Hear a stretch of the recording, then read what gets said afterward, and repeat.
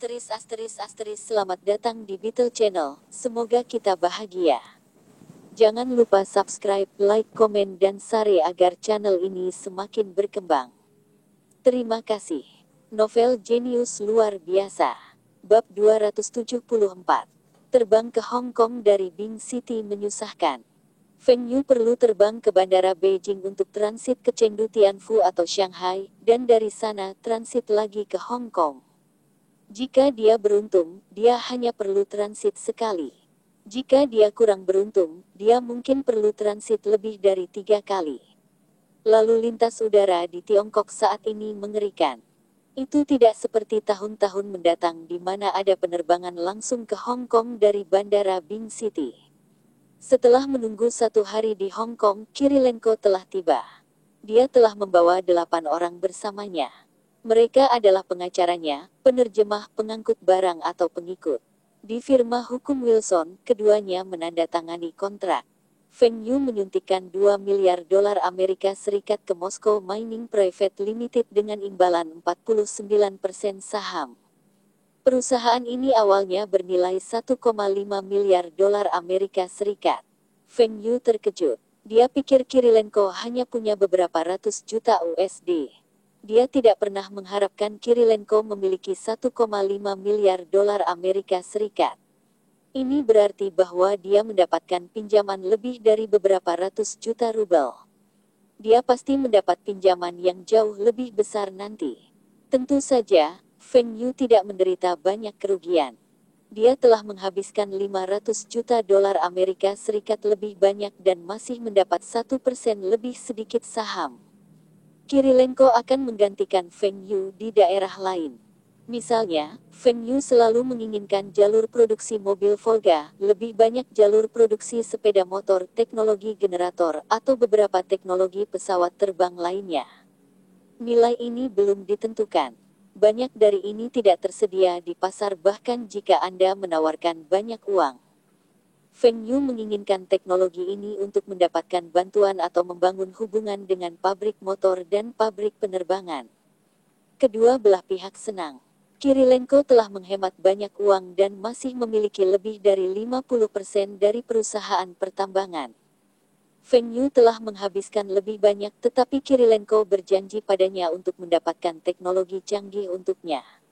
Dia masih memiliki kekuatan untuk membuat keputusan tentang beberapa masalah perusahaan pertambangan. Meskipun Kirilenko adalah pemegang saham utama, Feng Yu percaya bahwa jika dia ingin menjual mineral ke China, dia tidak akan keberatan. Keluarga Fu mendengar bahwa Feng Yu datang ke Hong Kong lagi dan mengirim Fu Guangzheng untuk mewakili mereka untuk mengurus Feng Yu dan temannya. Feng Yu tahu bahwa keluarga Fu telah menawarkan untuk mengajak mereka berkeliling adalah karena mereka ingin berteman dengan Kirilenko. Tapi Feng Yu tidak keberatan. Kirilenko sudah terikat erat dengannya, dan keluarga Fu tidak bisa memutuskan persahabatan mereka. Feng Yu juga bisa memanfaatkan latar belakang keluarga Kirilenko untuk meningkatkan statusnya di hati keluarga Fu. Tapi setelah Fu Guangzheng tiba, Feng Yu menyesal. Mereka bertiga sedang berbicara, dan para penerjemah Kirilenko tidak mengikuti mereka. Akhirnya, Feng Yu menjadi penerjemah di antara mereka berdua. Mengutuk, saya lebih kaya dari Anda berdua, dan saya masih harus menjadi penerjemah Anda. Setelah makan malam dan mengirim Fu Guangzheng, Feng Yu dan Kirilenko kembali ke hotel. Keduanya mulai membahas bisnis mereka. Pada saat yang sama, saudara-saudara Fu berkumpul lagi. Guangzheng, Anda mengatakan bahwa Soviet memiliki latar belakang militer. Fu Rongqi mengerutkan kening. Betul. Ayahnya adalah seorang perwira tinggi di Angkatan Darat Soviet. Anda ingat kesepakatan pesawat Feng Yu beberapa bulan lalu. Itu karena orang ini. Dia bisa mendapatkan pesawat dengan harga murah dari pabrik militer. Keempat bersaudara itu saling memandang. Mereka terkejut. Mereka menyadari bahwa mereka perlu menilai kembali latar belakang Feng Yu. Mereka tahu bahwa Feng Yu memiliki beberapa koneksi di Uni Soviet. Jika tidak, Feng Yu tidak akan bisa melakukan perdagangan dengan Uni Soviet. Mereka mengira Feng Yu memiliki beberapa hubungan dengan pemerintah Uni Soviet. Tetapi mereka tidak berharap Feng Yu memiliki koneksi dengan militer Uni Soviet. Mereka bukan ahli dalam politik, tetapi mereka tahu bahwa jika ekonomi suatu negara buruk, pemerintah tidak punya suara. Militerlah yang memiliki lebih banyak kekuatan. Lebih jauh, tentara Uni Soviet adalah satu-satunya tentara paling kuat di dunia. Katamu Feng Yu telah berinvestasi di perusahaan Soviet itu. Anda tahu berapa banyak yang diinvestasikan Feng Yu? Saya tidak yakin, tetapi Feng Yu telah menyebutkan bahwa ia telah menginvestasikan sebagian asetnya ke perusahaan itu. Dari investasi Feng Yu dalam minyak sebelumnya, dia akan menghasilkan setidaknya 2 miliar USD. Juga investasinya di emas berjangka London juga menghasilkan banyak keuntungan. Dia menghasilkan banyak keuntungan dari semua investasinya dan tidak pernah menderita kerugian. Saya memperkirakan aset Feng Yu berada di suatu tempat dekat dengan 3 miliar dolar Amerika Serikat. Selain Furongki, 3 saudara lainnya terkejut. Feng Yu punya banyak aset. Bukankah ini berarti Feng Yu lebih kaya dari mereka bertiga? Mereka bertiga telah bergantung pada warisan dan saudara tertua mereka untuk sampai ke tempat mereka. Tapi Feng Yu ini bahkan belum berusia 20 tahun dan dia memiliki lebih banyak aset daripada mereka. Furongku menghela nafas, Lau Si jika kamu bukan dari keluarga Fu, dia mungkin membuat perusahaanmu bangkrut dengan merebut saham itu darinya. Kamu bahkan tidak bisa melawan balik. Fu Rongjing menyesal memperlakukan Feng Yu seperti itu di masa lalu. Jika dia tahu pandangan ke depan Feng Yu dan bisa menghasilkan banyak uang dalam waktu sesingkat itu, dia akan menyerah padanya dan meminta putranya, Fu Guangzheng untuk tetap dekat dengannya. Meskipun Fu Rongqi telah menghentikan Fu Rongjing dari membalas dendam, Fu Rongjing masih merasa sakit karena insiden itu. Dia ingin menciptakan beberapa masalah di perusahaan penjualan untuk Feng Yu. Dia tidak percaya bahwa Feng Yu bisa melakukan apa saja padanya jika dia tidak berinvestasi di pasar keuangan. Tapi sekarang, dia tidak berani berpikir seperti ini. Kemampuan Feng Yu untuk menghasilkan uang telah mengesankan mereka semua. Selanjutnya, Fu Rongjing telah memulihkan uang yang hilang dan bahkan menghasilkan 100 juta dolar Hong Kong. Bahkan dia ingin membalas dendam pada Feng Yu, dia tidak bisa melakukannya. Jika kakak laki-lakinya yang tertua tidak membantunya, asetnya tidak akan cukup untuk melawan Feng Yu. Gunakan beberapa metode curang. Fu Rongqi berkata bahwa Feng Yu bisa mendapatkan informasi ini adalah karena orang-orang di belakangnya. Orang di belakangnya mungkin salah satu pemimpin inti Cina. Dia mungkin mengabaikan insiden kecil ini, tetapi jika sesuatu yang buruk terjadi pada Feng Yu, dia akan membalas dendam pada keluarga Fu. Keluarga Fu mungkin baik-baik saja sekarang, tetapi setelah 1997 penyerahan Hong Kong, akankah masih ada keluarga Fu? Daripada membuat musuh dengan lawan yang begitu kuat, mengapa tidak berteman? Keluarga Fu telah menunjukkan ketulusan mereka dengan menjual saham Feng Yu Daiwa. Feng Yu juga berbagi beberapa informasi penting dengan mereka sebagai imbalan. Fu Rongjing tidak akan menentang uang. Dia masih ingin mengembangkan bisnisnya di China. Jika dia bisa sampai ke pasar Cina, dia akan menjadi multimiliarder. Fu Rongqi berpikir tentang perusahaan apa yang diinvestasikan Feng Yu dengan begitu banyak uang. Ini adalah investasi lebih dari 1,5 miliar dolar Amerika Serikat. Apa yang bernilai investasi di Uni Soviet? Feng Yu telah menyebutkan bahwa Uni Soviet akan hancur, tetapi mengapa dia masih berinvestasi di sana? Dia tidak takut bahwa pemerintah baru tidak akan mengakui investasinya dan menyita segalanya.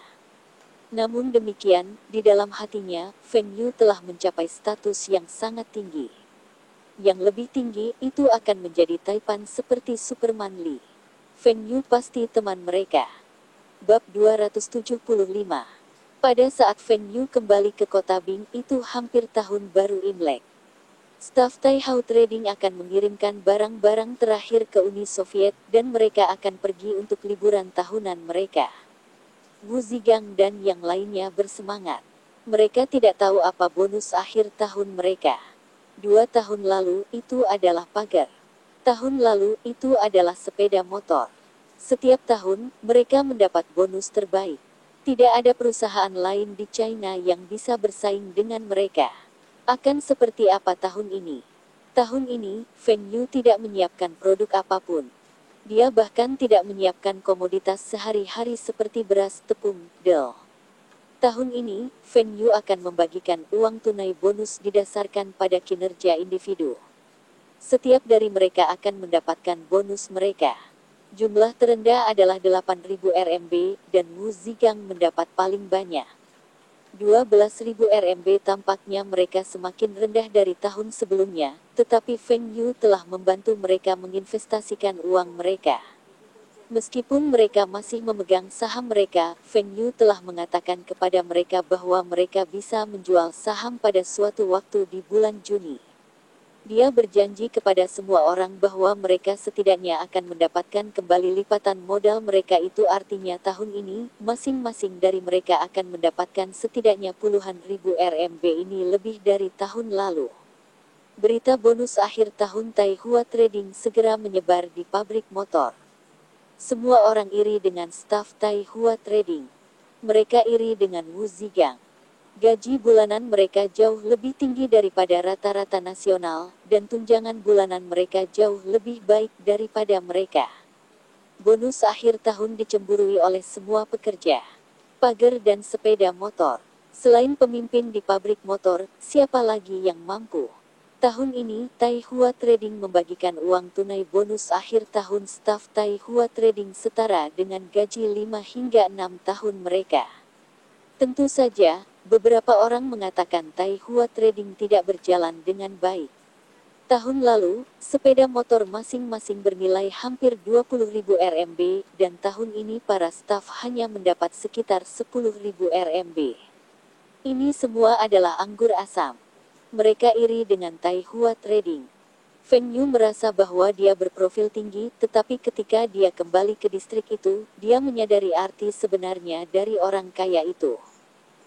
Mengapa ada spanduk di semua tiang lampu? Tidak ada spanduk selama tahun baru Imlek terakhir. Biasanya, spanduk hanya akan digantung ketika pejabat tinggi mengunjungi. Selamat kepada Feng Yu karena masuk ke Universitas Beijing. Belajar dari Feng Yu, berkontribusi untuk bangsa. Siswa yang rendah hati masuk ke Universitas Beijing. Tunggu sebentar. Spanduk-spanduk ini sedang menulis tentang saya. Tangan Feng Yu, yang berada di setir, bergetar dan hampir mendorong mobil ke dalam parit. Ada puluhan spanduk di sepanjang jalan yang memberi selamat kepada Feng Yu karena telah masuk ke Universitas Beijing. Ini membuat Feng Yu merasa baik. Apakah orang-orang dari Dinas Pendidikan Kabupaten menggantung spanduk ini? Feng Yu juga bukan sarjana top di negara ini. Apakah ada kebutuhan untuk mempublikasikan penerimaannya ke Universitas Beijing? Apa yang dimaksud dengan siswa yang rendah hati? Jika keluarga Feng dianggap rendah hati, maka seluruh Cina tidak akan memiliki keluarga kaya. Belajar dari Feng Yu dan berkontribusi pada bangsa. Kalimat ini masuk akal. Seharusnya ada lebih banyak spanduk ini. Itu harus ditulis oleh beberapa guru. Saya harus menyumbangkan sejumlah uang ke sekolah-sekolah distrik. Feng Yu pergi ke rumahnya, dan dia melihat ada kerumunan di luar. Mereka berkerumun di sekitar ayahnya, dan mereka sepertinya berbicara tentang sesuatu. Feng Yu terkejut. Siapa orang-orang ini? Itu hampir tahun baru Imlek, dan mereka menciptakan masalah di sini. Tunggu, ayah tersenyum, dan lebih jauh lagi, siapa yang berani membuat masalah untuk ayahnya di distrik? Bahkan kepala Departemen Pertanian tidak berani menyinggung ayah. Ketika Feng Yu turun dari mobilnya, semua orang mulai mengerumuninya. Xiao Yu, selamat. Saya mendengar bahwa Anda akan memasuki Universitas Huaqing. Apa Universitas Huaqing? Ini Universitas Beijing. Feng Yu mendapat tempat di Universitas Beijing. Apakah kamu tahu apa artinya itu? Tentu saja. Dia dibebaskan dari ujian masuk. Adikku juga sama di masa lalu ketika dia mendapat tempat di Universitas Pertanian dan Militer. Hai Paman, mengapa kalian semua ada di sini? Feng Yu tersenyum dan bertanya dengan sopan. Orang-orang ini semua adalah penatua. Xiao Yu, kami dengar kamu akan kembali hari ini dan kami di sini untuk menyambutmu. Xiao Lei, kemarilah dan sambut saudaramu Feng Yu. Dia adalah seorang mahasiswa di Universitas Beijing. Dia akan menjadi pemimpin yang hebat di masa depan. Seseorang menyeret seorang anak. Feng Yu, aku bukan dewa. Saya tidak dapat memberkati anak Anda untuk mendapatkan tempat di universitas dengan menyentuhnya. Selain itu, anak Anda terlalu muda. Datang dan makan permen. Anak saya lelah. Silakan pergi setelah bertemu dengannya. Zhang Muhua berjalan keluar dengan nampan besar permen. Feng Yu merasa lega. Dia akhirnya di rumah dan dihentikan oleh orang banyak di luar pintu rumahnya. Ayah, Bu, apa yang terjadi? Mengapa ada begitu banyak orang menungguku? Juga, mengapa ada begitu banyak spanduk di sekitar distrik? Feng Yu bertanya setelah minum segelas besar air madu. Semua orang iri padaku karena memiliki seorang putra yang kuliah di Universitas Beijing, Feng Xingtai berkata dengan bangga. Tapi kamu tidak perlu menggantung banyak spanduk. Apakah Anda membuat orang menggantungkan spanduk itu? Tidak. Distrik yang menggantung spanduk itu. Anda adalah orang pertama dari distrik kami yang masuk ke Universitas Beijing. Feng Xingtai berkata dengan ekspresi bangga. Baik, berhenti mendengarkan omong kosong ayahmu. Dia telah menyumbangkan semua kembang api yang dibelinya ke distrik tersebut, dan distrik itu akan berangkat pada malam tahun baru Imlek. Distrik berjanji untuk menggantung spanduk sebagai ucapan terima kasih, tetapi ayahmu memesan lebih dari 30 spanduk dan membuat orang menggantungnya. Zhang Muhua menambahkan, apa yang salah? Apakah Anda tahu berapa banyak kembang api yang telah saya sumbangkan? Tidak bisakah saya bahkan menggantung spanduk? Wen Tua semakin pelit. Dia ingin menghemat spanduk, Feng Xingtai berkata dengan marah. Ayah, tidakkah kamu pikir kamu pamer? Bukankah kamu yang mengajari saya menjadi rendah hati? Feng Yu merasa tidak apa-apa jika hanya satu atau dua spanduk. Jika dia masuk ke Universitas Beijing dengan kemampuannya sendiri, itu baik-baik saja. Tetapi tempatnya di universitas adalah karena beberapa alasan lain. Kenapa aku tidak bisa pamer? Orang lain juga ingin pamer, tetapi putra mereka harus masuk ke Universitas Beijing terlebih dahulu, balas Feng Xingtai. Baik. Anda bisa pamer. Saya meminta Anda untuk membeli beberapa kembang api dan petasan untuk tahun baru. Berapa banyak yang Anda beli? Feng Yu memanggil ayahnya untuk membeli lebih banyak petasan dan kembang api tahun ini. Kamu masih berani menyebutkan ini? Anda meminta ayahmu untuk membeli kembang api dan petasan senilai 50.000 RMB, dan ayahmu membeli lebih dari 100.000 RMB. Zhang Muhua tidak senang ketika dia memikirkan uang yang dihabiskan untuk hal-hal ini. Hah? Kapan saya meminta ayah untuk membeli 50.000 RMB kembang api? Tidakkah kamu memanggilku dan memintaku untuk membeli kembang api dan petasan senilai 50.000 RMB? Aku memintamu untuk membeli kembang api Wuan nama seseorang dan kedengarannya mirip dengan 50,000 Kembang api pabriknya adalah yang terbaik, kata Feng Yu. Pagar sekarang masih pagar numerik dan jika Anda ingin meninggalkan pesan Anda perlu memanggil stasiun Paging dan meninggalkan pesan Anda dengan operator. Lihat, aku sudah bilang padamu bahwa putra kita tidak akan menghabiskan uang begitu sia-sia. Saya meminta Anda untuk memeriksanya lagi, dan Anda tidak mendengarkan. Zhang Muhua memarahi. Tidak apa-apa karena kembang api sudah dibeli. Anak saya masuk Universitas Beijing, dan saya bersedia mendapat lebih banyak kembang api. Saya ingin memberitahu seluruh distrik tentang hal ini. Jika bukan karena peraturan kota, saya masih ingin menyalakan kembang api di kota. Jangan menyiapkan makan malam-malam ini. Kami akan makan malam di kantin pabrik pengolahan makanan. Saya telah mengundang beberapa teman, dan saya ingin mereka bertemu putra kami. Feng Yu, Bab 276. Saat itu jam 9 malam pada malam tahun baru Imlek. Semua orang di distrik telah berkumpul di alun-alun di depan Istana Budaya. Program Spring Festival Gala diadakan setiap tahun, dan biasanya itu tidak menarik pada awal program. Mereka juga bisa menonton tayangan ulang besok. Semua orang ada di sana untuk pameran kembang api. Mereka mendengar bahwa tahun ini, distrik ini akan mengeluarkan lebih dari 100.000 RMB kembang api. Mereka tidak mau ketinggalan. Feng Yu tahu bahwa jenis pertunjukan kembang api ini akan umum dalam beberapa tahun lagi. Beberapa tempat bahkan menghabiskan jutaan dolar untuk kembang api.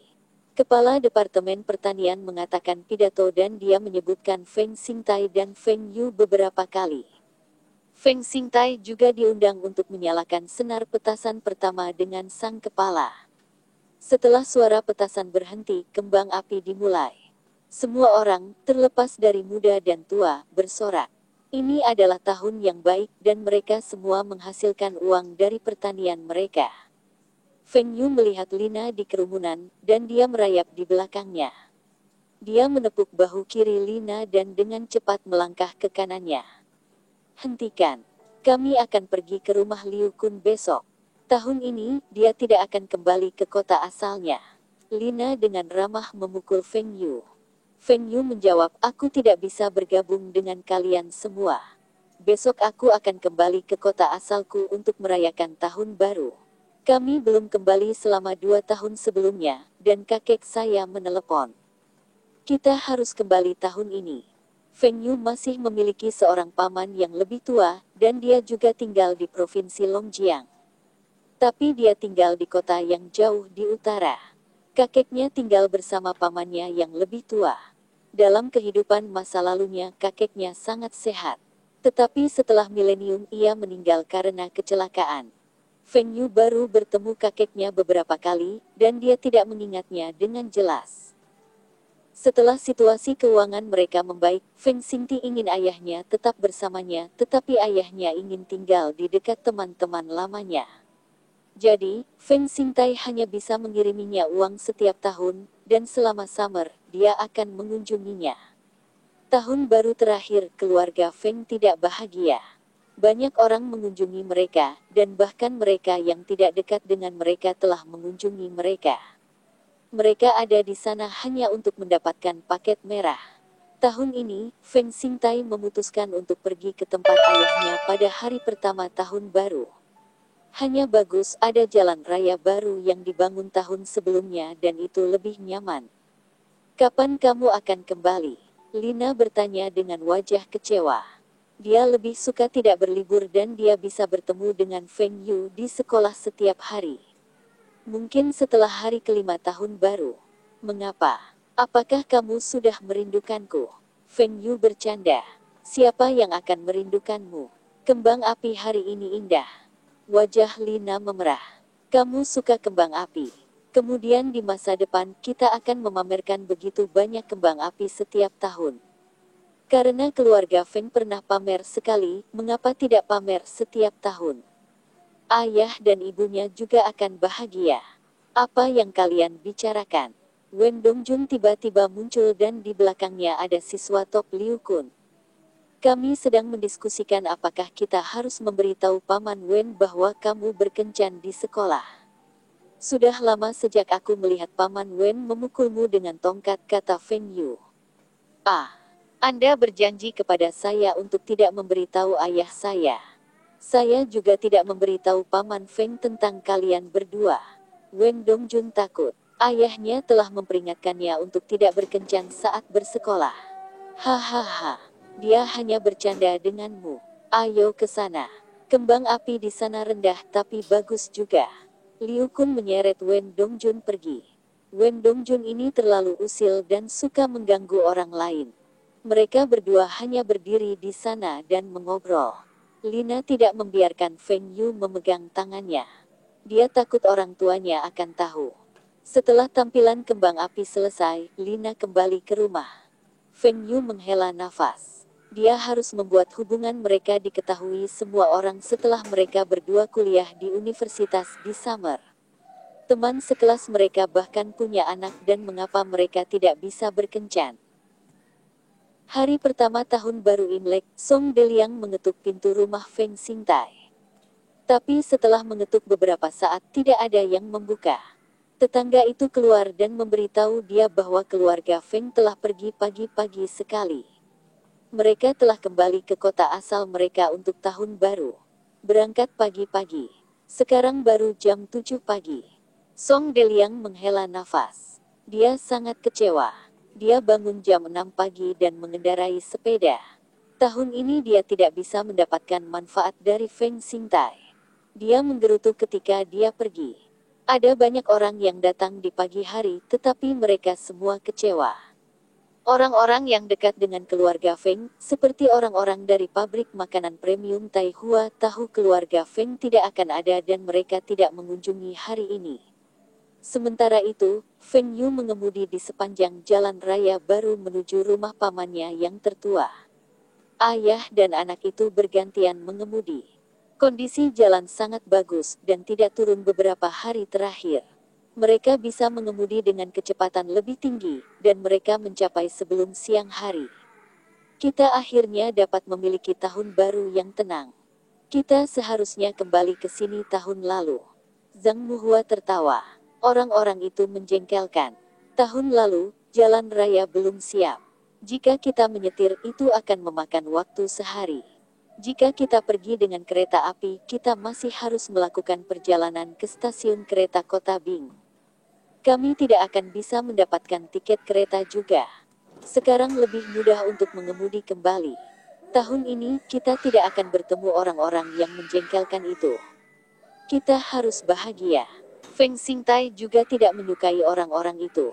Tidak apa-apa jika orang-orang itu ingin meminjam uang dari tanah pertanian mereka. Orang yang paling menjengkelkan di antara mereka adalah orang-orang seperti Song Deliang. Dia ada di sana hanya untuk mengambil keuntungan dari mereka. Xiao Yu mampir di samping. Biarkan ayahmu menyetir. Kamu tidak tahu jalannya. Zhang Muhua mengetuk bahu Feng Yu. Bunyi klakson, bunyi klakson. Feng Xingtai menekan klakson, dan ada gonggongan di halaman. Segera pintu terbuka, dan seseorang yang menyerupai Feng Xingtai berjalan keluar. Xingtai, Muhua. Xiao Yu sangat tinggi sekarang. Anda tiba begitu cepat. Bagaimana kondisi jalannya? Tanya Paman Sulung Feng Xingguo. Selamat tahun baru, Paman. Apakah saudara dan Hua kembali? Dia kembali. Dia membantu bibimu menyiapkan makan siang. Masuklah. Mengapa kamu membawa begitu banyak barang? Kami tidak membutuhkan apapun di rumah. Feng Yu membawa 2 tas besar ke halaman. Itu adalah hadiah yang telah dibelinya dari Uni Soviet dan Hong Kong. Bibi berjalan keluar dengan celemek. Sepupu Feng Yu, Feng dan Hua juga keluar dan membantu Feng Yu untuk membawa tas. Xiao Yu, kamu sangat tinggi sekarang. Apakah sudah 3 atau 4 tahun sejak Anda datang? Bibi, saya tidak setinggi saudara dan Hua. Beberapa tahun ini, saya di sekolah menengah dan cukup sibuk dengan studi saya. Itu sebabnya saya tidak mengunjungi Anda. Feng Yu mengarang alasan dan pada saat yang sama memuji sepupunya, membuat bibinya bahagia. Masuk, kakekmu sedang menunggu di dalam. Semua orang memasuki rumah, dan kakek Feng tersenyum tanpa henti. Xiao Yu, kamu masuk universitas? Tanya kakek Feng. Ketika kata universitas disebutkan, Zhang Muhua menjadi penuh energi. Semua kelelahan karena bepergian telah hilang. Dia berkata, Xiao Yu dibebaskan dari ujian masuk universitas. Hanya siswa terbaik yang dapat dikecualikan. Dia mendapat tempat di Universitas Beijing. Bab 277. Meskipun rumah Paman Sulung adalah sebuah pondok, area itu besar. Itu beberapa ratus meter persegi. Paman Feng Yu hanya memiliki seorang putra, Feng dan Hua, dan nenek Feng Yu telah meninggal bertahun-tahun yang lalu. Feng Yu bahkan tidak memiliki kesan padanya. Feng Yu dan yang lainnya memasuki rumah dan bibinya sudah menyiapkan makan siang. Mereka semua duduk untuk makan siang reuni yang terlambat. Ketika mereka mengangkat gelas untuk bersulang, mereka mendengar anjing menggonggong di halaman. Paman Sulung bingung. Seharusnya tidak ada orang yang berkunjung saat makan. Apakah ini rumah Feng Xingguo? Iya nih. Apakah saya mengenal Anda? Feng Xingguo memandangi pengunjung itu. Dia tidak mengenalnya sama sekali. Hai, saya adalah mitra dari Taihua Trading. Saya adalah bos dari Xingfa Motorcycle di kota. Saya di sini untuk mengucapkan selamat tahun baru kepada manajer Feng. Saya telah membawa beberapa hadiah. Di mana saya bisa menempatkan mereka? Xingtai, Xingtai, dia sepertinya mencarimu. Teriak Feng Xingguo. Feng Xingtai dan Feng Yu berjalan keluar. Feng dan Hua juga mengikuti mereka di luar. Oh, manajer Feng, Anda benar-benar di sini. Selamat tahun baru. Feng Xingtai menatap orang itu dengan linglung. Dia tidak kenal orang ini. Tetapi orang ini mengucapkan selamat tahun baru untuknya, dan dia hanya bisa tersenyum dan bersiap untuk berjabatan tangan dengannya. Tepat ketika dia menjulurkan tangannya, dia melihat Feng Yu meraih dan menjabat tangan orang itu. Feng Xingtai meletakkan tangannya. Orang ini ada di sini untuk mencari Feng Yu. Bapak, Liu, selamat tahun baru juga untukmu. Mengapa Anda membawa begitu banyak hadiah? Ini untuk Pak Feng Senior. Terutama anggur ini. Ini adalah anggur obat dan dibuat dengan menggunakan ramuan Cina menurut resep dokter Cina kuno. Itu baik untuk kesehatan. Baik, saya akan menerima hadiah Anda. Tuan Liu dapat mengatakan bahwa Feng Yu tidak memiliki niat untuk memintanya untuk tinggal dan dia pergi. Setelah Liu pergi, Feng Xingtai bertanya kepada Feng Yu, apa yang terjadi? Dia adalah dealer untuk sepeda motor Songjian. Saya kira dia mendengar bahwa kita di sini untuk tahun baru dan datang berkunjung. Oh, ini semua buah-buahan segar. Ayo bawa mereka sebelum membeku. Tuan Liu ini telah memanggil Wu Zigang untuk menyambut tahun baru, dan dia mengetahui bahwa Feng Yu datang ke sini untuk merayakan tahun baru. Dia menggunakan semua kemampuannya untuk mencari tahu alamatnya dan bergegas untuk mengirim hadiah.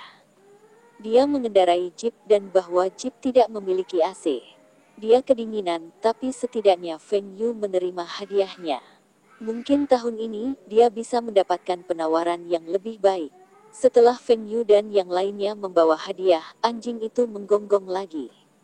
Apakah ini rumah Feng Xingguo? Feng Yu berdiri dan mengikuti pamannya keluar. Manajer Feng, selamat tahun baru. Saudaraku menjual sayur, dan aku membawakanmu beberapa. Ada daun bawang, paprika hijau, seledri, bayam, dan kembang kol. Ini semua sangat segar. Bapak, Su, selamat tahun baru. Terima kasih. Keduanya saling berbasa-basi, dan Su pergi. Su ini adalah dealer untuk pelembab angin dan hujan dan penggemar tanpa cacat. Sebelum Feng Yu bisa memasuki rumah, dia mendengar suara mesin mobil. Apakah ini rumah Feng Xingguo? Feng Xingguo menatap keponakannya. Apakah orang ini juga mencarinya? Bapak, Matahari. Selamat tahun baru. Manajer Feng, selamat tahun baru. Saya punya beberapa ayam liar, kelinci dan daging rusa untuk Anda. Ada juga 2 angsa besar. Itu dari peternakan saya. Mohon diterima. Baik, terima kasih Tuan Sun. Manajer Feng, saya menjual pakan ternak Taihua Brand, dan saya juga memelihara babi. Tahun terakhir ini, saya telah menghasilkan uang. Ini hanya untuk menunjukkan terima kasihku padamu. Ada total 5 pengunjung, dan rumah itu penuh dengan hadiah tahun baru. Semua orang di keluarga Feng menatap Feng Yu, menunggu penjelasannya. Mereka hanya beberapa dealer. Saya juga tidak yakin bagaimana mereka tahu saya ada di sini. Beberapa dari mereka menjual sepeda motor, beberapa menjual peralatan rumah tangga, pakan ternak dan pabrik sarung tangan dan tekstil lokal. Saya tidak mengharapkan mereka untuk mengetahui alamat paman. Tapi hadiah tahun baru yang mereka berikan adalah barang bagus. Nanti, saya akan mengatur agar seseorang mengirim beberapa hadiah kepada mereka. Kakek Feng berkata, dan Hua, bawa Xiao Yu untuk menyimpan hadiah-hadiah ini. Dia sangat senang melihat orang-orang mengirim hadiah cucunya. Hanya orang yang mampu yang akan mengantri orang lain untuk mengirim hadiah kepadanya. Kakek Feng telah berbicara, Feng dan Hua dan Feng Yu segera membawa hadiah ke toko. Sayuran dan buah segar disimpan di luar. Saudaraku, aku pikir kamu harus berhenti bekerja di pabrik itu. Gajimu tidak tinggi, dan mereka terus menunda gajimu, kata Feng Xingtai. Feng Yu menambahkan itu benar. Paman, tempat ini menghadap sekolah menengah pertama. Mengapa tidak membangun deretan rumah dan mendirikan beberapa toko, seperti toko alat tulis, makanan ringan, Del? Anda pasti dapat menghasilkan uang. Jika Anda tidak ingin mengelola toko, Anda bisa menyewanya ke orang lain. Rumah Feng Xingguo berhadapan langsung dengan sekolah menengah pertama di distrik itu. Ini adalah lokasi yang sangat baik dan dengan sebidang tanah yang luas, mengapa tidak memanfaatkannya sepenuhnya? Zhang Muhua berkata, saudaraku, kaulah yang telah memberi kami uang untuk traktor. Sekarang, bisnis Xingtai dan Xiao Yu baik dan telah menghasilkan uang. Dengarkan aku. Di musim semi, kami akan membangun gedung 3 lantai di sini, dan kami akan memasang lift dan eskalator di gedung. Dengan cara ini, ayah tidak akan lelah naik tangga. Feng Xingguo memandangi istrinya, dan istrinya juga tidak tahu bagaimana harus bereaksi. Adik laki-lakinya mengirimi mereka uang setiap bulan, dan jumlahnya bertambah setiap bulan. Mereka bahkan tidak dapat menyelesaikan menghabiskan uang. Terakhir kali Feng Xingtai mengunjungi mereka, dia mengendarai mobil kecil Uni Soviet, dan kali ini, dia mengendarai mobil yang lebih besar. Juga, banyak orang datang untuk mengirim hadiah hari ini. Tampaknya bisnis Feng Xingtai memang sangat sukses. Feng Xingtia telah meminta saudaranya untuk pindah ke distriknya, tetapi dia tidak mau. Dia sudah terbiasa dengan daerah ini. Baik, dengarkan saja Muhua. Kalian berdua adalah saudara, dan tidak perlu malu tentang ini. Ayo, minum denganku. Kakek Feng mengetuk meja dan berkata. Feng Yu menoleh ke sepupunya, Feng dan Hua, saudara dan Hua, Anda harus lulus dari universitas tahun depan. Pernahkah Anda mendengar di mana Anda akan ditugaskan? Ini adalah sesuatu yang diinstruksikan Feng Xingtai. Feng Xingtai telah berbicara dengan keponakannya, tetapi Feng dan Hua tidak ingin melakukan bisnis. Dia hanya ingin memiliki penghasilan yang stabil dengan bekerja di lembaga pemerintah. Tetapi bahkan jika bekerja untuk orang lain, itu harus menjadi unit yang baik. Feng Xingtai tidak kenal banyak orang. Feng Yu berbeda.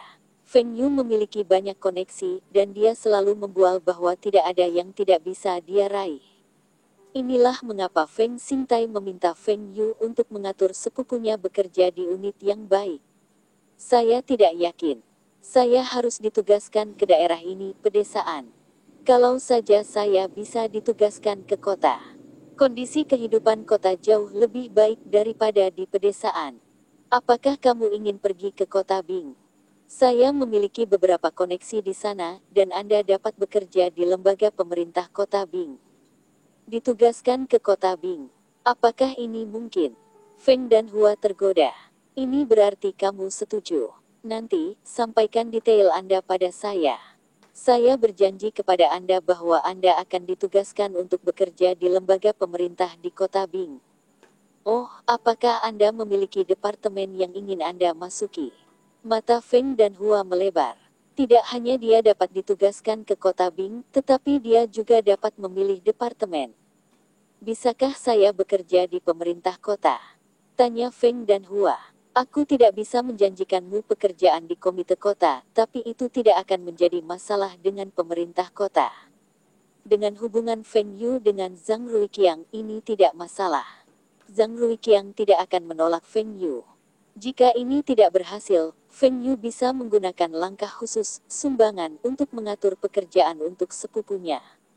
Kakek Feng sedang dalam suasana hati yang baik ketika dia melihat Feng dan Hua dan Feng Yu mengobrol dengan riang. Harmoni dalam keluarga membuatnya tersenyum. Keluarga anak bungsu ini tidak sederhana. Bersambung, terima kasih telah menyaksikan dan mendukung channel ini.